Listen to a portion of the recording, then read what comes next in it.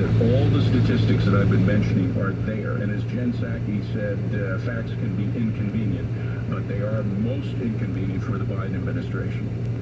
President Biden remains under pressure from his own party to keep the green agenda moving. New York Democratic Congresswoman Alexandria Ocasio-Cortez called it alarming that people are pushing to either increase production or imports, including the possibility of buying more oil from Iran or Venezuela, which could also have other environmental impacts, correct?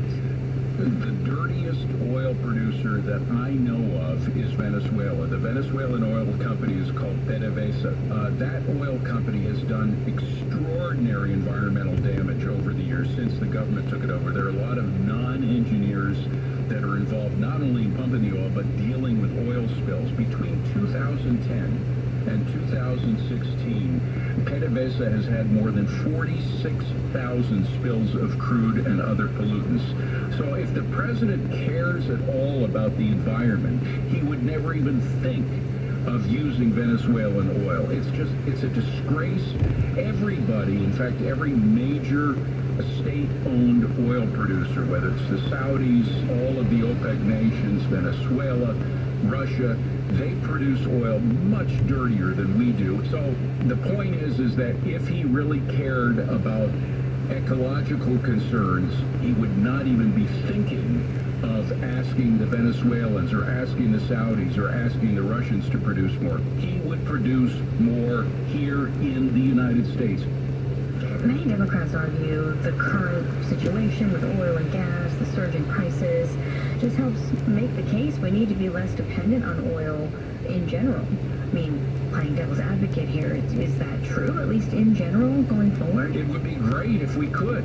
If people come up with an invention of a better way to save energy, a better battery for energy, if you will, or some way to convert solar energy or wind energy into a form of energy that you could transport. You know, with our natural gas, we can liquefy that natural gas, and liquefied natural gas can be sent abroad to those European nations that are trying to break free from their dependence on Russian oil. You can't do that with solar. You can't do that with wind. If you want to transport energy, it's very difficult to do so over land, not to mention by sea or other transport means. So even transporting energy over land, you lose a tremendous amount of that energy in doing so. So there are a whole myriad of problems with regard to energy. Even Elon Musk, the founder and controller of Tesla, has said that it kills me to say this, but you have to produce more fossil fuel energy in this country. We are not ready to make the transition. One other thing for you, there have been polls showing many Americans are willing to pay more if it helps Ukraine or punishes Vladimir Putin.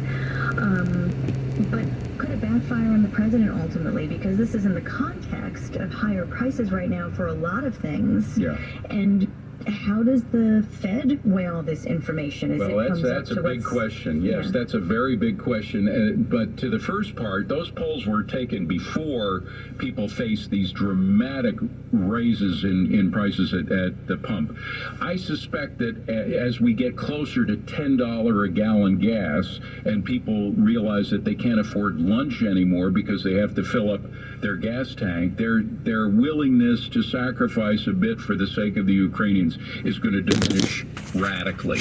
Now, with regard to the Fed, that's a very interesting question. We have an inflation in this country. Obviously, it's not just gasoline, although gasoline is the most important.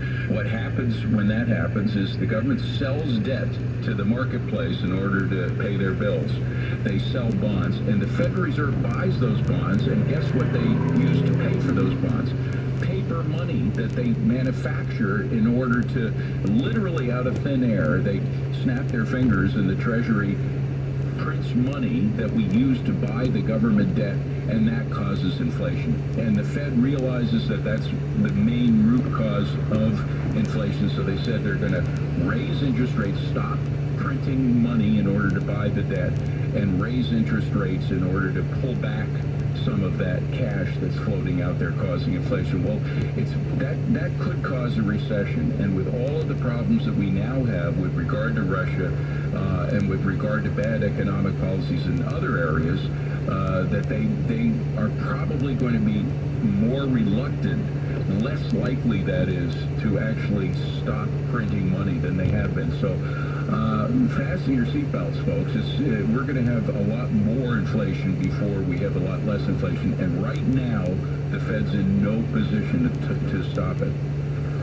Fox Business anchor David Asman, thank you very much for your time. My pleasure. Thank you.